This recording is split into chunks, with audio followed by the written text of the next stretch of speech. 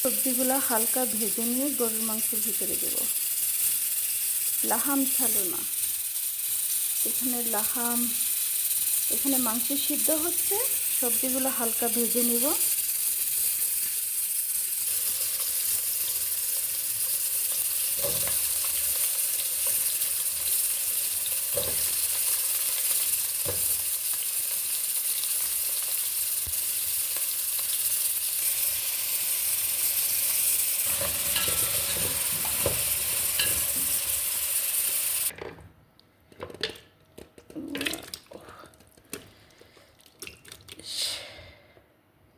কি আর করা,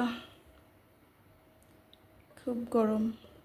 সবজিটা এখন মাংসের মধ্যে মিক্সড করে দিই। এখন কিছুক্ষণের জন্য ঢাকনা দিয়ে দিব, যাতে মাংসটা ঠিকঠাক সিদ্ধ হয়ে যায়। কালারটা কিন্তু সুন্দর এসেছে।